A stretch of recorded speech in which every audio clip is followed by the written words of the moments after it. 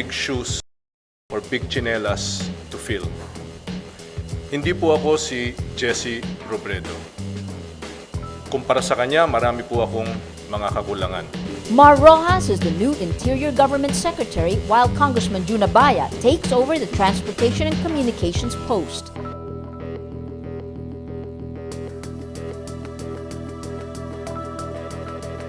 The Court of Appeals upholds President Aquino's order revoking the Arroyo administration's midnight appointments.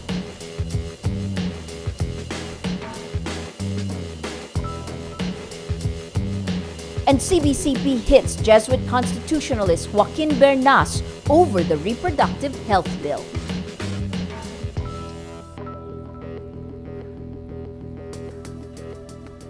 Hello, I'm Maria Ressa. Welcome to Rappler, your social news network. A short while ago, we have breaking news. A strong earthquake just hit the Philippines with a magnitude of 7.9 at around 8:47 Manila time this evening.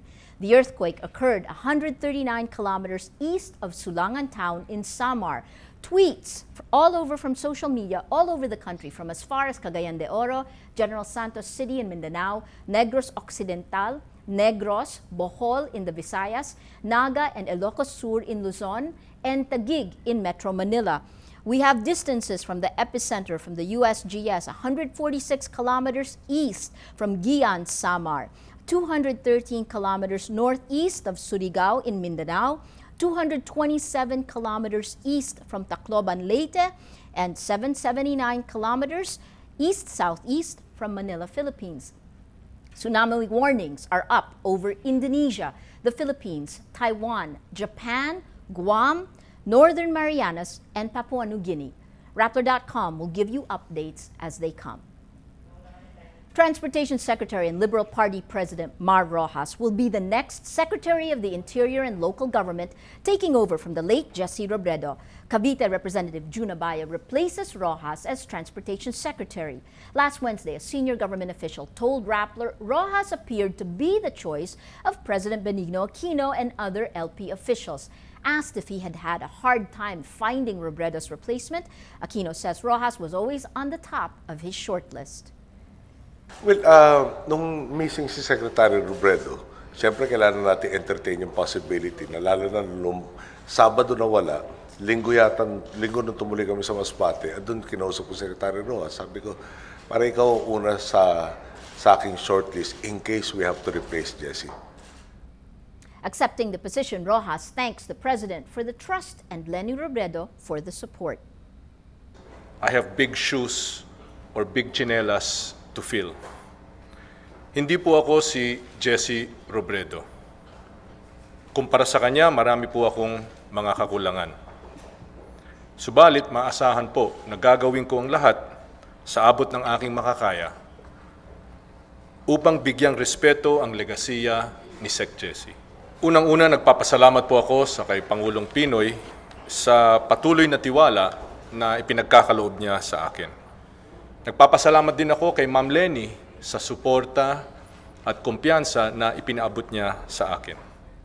President Aquino appeals to the Commission on Appointments to immediately confirm Rojas and Abaya. Cavite Representative Jun Abaya says his new task as Transportation Secretary will have to wait. Abaya is chairman of the House Appropriations Committee, tasked to make sure the House passes the budget bill on time. This means the earliest that Abaya could assume the DOTC post is October, based on the budget timetable. The House of Representatives will finish committee deliberations on the budget bill next week. Accepting the DOTC appointment, Abaya says succeeding Rojas is also no easy task, and he intends to continue the work that he has done. Succeeding Secretary Mar and continuing his programs are tough shoes to fill too. Hindi rin po ako si Mar Rojas. I look forward to working with the current DOTC teams. Continuity is a key component in achieving the reforms and change we want to accomplish. The Court of Appeals upholds the constitutionality of an executive order revoking the midnight appointments made by former President Gloria Arroyo.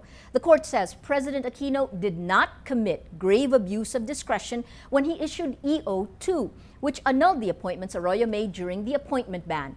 A Philippine president cannot make any appointments 2 months before the elections. 6 midnight appointees asked the Supreme Court in 2010 to invalidate EO2. The appointment of now dismissed Chief Justice Renato Corona was also criticized, but the Supreme Court said the judiciary is exempted from the appointment ban. The Catholic Bishops' Conference of the Philippines hits Jesuit constitutionalist Father Joaquin Bernas in a published statement on the Reproductive Health Bill. The CBCP does not name Bernas but cites direct quotes from Bernas's column published on August 6. In his column, Bernas says he adheres to Catholic teaching against contraceptives but respects the freedom of others to believe otherwise. In the CBCP's paid ad, Antipolo Bishop Gabriel Reyes says the CBCP is not moving to ban contraceptives in opposing the RH bill, but says the church will be, quote, happy if the government bans these. Reyes says the church's opposition to the bill appeals to natural law, which he says is valid for all, the minority as well as the majority. Rappler's editor-at-large Marites Vitug comments on the president's half-hearted support of the RH bill. Let's watch this. When President Aquino met with congressmen to rally them behind the RH bill, he was quoted as saying, "We were elected to make tough decisions." But what followed this rhetoric was a message to his allies simply to end the debates on the controversial bill. And what comes after ending the debates? The logical next step is pass the bill. But the president was silent on this. In effect, his support for the bill, a measure that is fiercely opposed by the Catholic Church, is tentative. Half boldness, half caution, in equal parts. In other words, the RH bill may just be a historical footnote. We may simply remember it as the bill that reached the plenary under Aquino's watch, a first in 14 years. A half-and-half leadership will not change the status quo. It will keep us where we are, a country wherein the state succumbs to the church. Whatever happened to transformative leadership, Aquino's buzzword during the campaign? That too has gone the half-and-half way, half rhetoric, half forgotten. A few more details on the quake coming in. USGS puts the level at 7.9, but Philippine seismologists record the quake at 7.7, 112 kilometers east off eastern Samar in the Central Islands. We have the Pacific Tsunami Warning Center coming out with warnings for Indonesia, the Philippines, Belau, Yap, Taiwan, Japan, Guam, Northern Marianas, Papua New Guinea, and a tsunami watch in effect also for Chuuk, Marcos Island, Kosrae, Pohnpei, Marshall Islands, Wake Island, the Solomon Islands, and Russia, Nauru. The palace-backed sin tax bill may not survive deliberations at the Senate without being watered down. Senate Ways and Means Committee Chair Senator Ralph Recto says its plan to raise 33 billion pesos in additional taxes may not be, in his words, realistic. Recto says it's ironic that the government is expecting additional revenues from the bill, which aims to reduce consumption of sin products, tobacco, and alcohol. In a landslide vote in June, 210 lawmakers voted to pass amended House Bill 5727, authored by Cavite Representative June Abaya. In the Senate, Senator Miriam Defensor Santiago filed Senate Bill 3249, which is close to the original bill filed in the House. During the Senate hearing, Recto asked Bureau of Internal Revenue Commissioner Kim Henares to submit a detailed report of where the 30 to 60 billion peso additional revenues will come from. But Action for Economic Reform economist Filomeno Santa Ana says demand for sin products will not drastically change with their price because of their addictive nature. The group also argues the amount of tax to be collected will offset lower sales in sin products. Well, let's now look at Rappler's Wrap for today, a list of the 10 most important events around the world you shouldn't miss. At number 2, Mitt Romney vowed to rescue the U.S. economy and create jobs Thursday as he accepted the Republican presidential nomination at the Republican National Convention. The former Massachusetts governor told Americans Barack Obama failed to deliver the, quote, hope and change he promised, and that the country must elect him to save an economy crippled by wrong-headed policies. At number 3, World Trade Organization head Pascal Lamy confirms growth in global trade would remain below 4% this year and urged governments against protectionism. Annual growth in world trade has averaged 6% over the past 15 years. Lamy blames the sluggish world economy. He adds this should be no excuse for political leaders to give in to protectionist policies. At number 5, the Asian Development Bank says the Philippines' goal of attaining rice self-sufficiency in 2013 may harm the international rice market and cause price shocks. The Philippines was cited as one of the main reasons for the world rice price crisis in 2008. The ADB says Philippines is one of the 3 biggest rice importers in the world, aside from Nigeria and Indonesia. At number 7, the maker of an application that would alert iPhone users to U.S. military drone strikes says Apple has repeatedly shot down his efforts to get it into the App Store. App developer Josh Begley says, quote, "I was thinking about how hidden the drone war is and about ways to play with what happens in the pockets of smartphone users." And at number 9, Pacquiao's lawyer, Franklin Gacal Jr., says Manny Pacquiao's next opponent has been narrowed down to 2 choices, Juan Manuel Marquez and Miguel Angel Cotto. Gacal says Timothy Bradley, who defeated Pacquiao via a controversial split decision in June, is definitely out. Bradley's reportedly asking for a, quote, ridiculous guaranteed purse. For the full top 10, visit Rappler.com's The Wrap.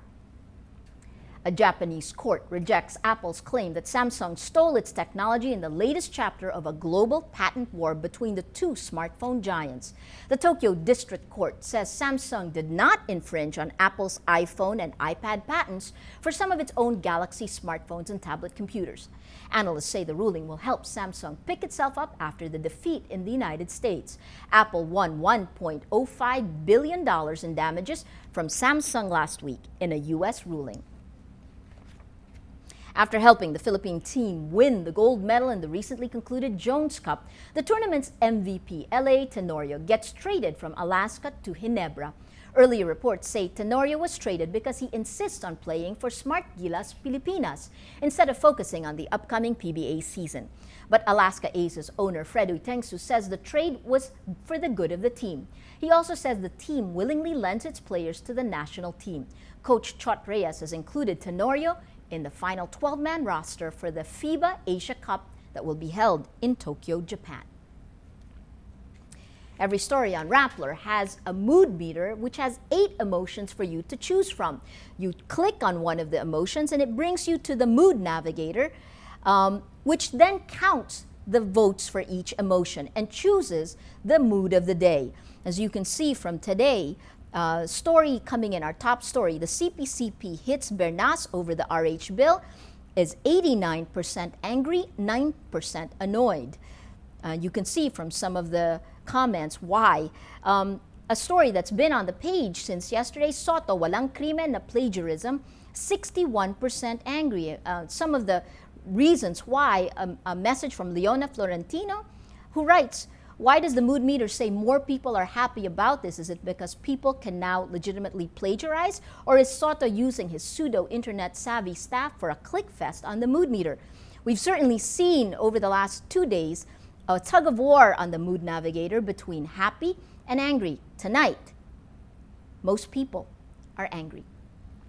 That's Rappler's Newscast for today, Friday, August 31, 2012. Visit Rappler.com and watch our newscast Monday to Friday. We'll give you more details on the earthquake that happened a short while ago on Rappler.com. Tell us how you feel on our mood meter and help us choose the mood of the day. I'm Maria Ressa. As we say at Rappler, tomorrow begins today.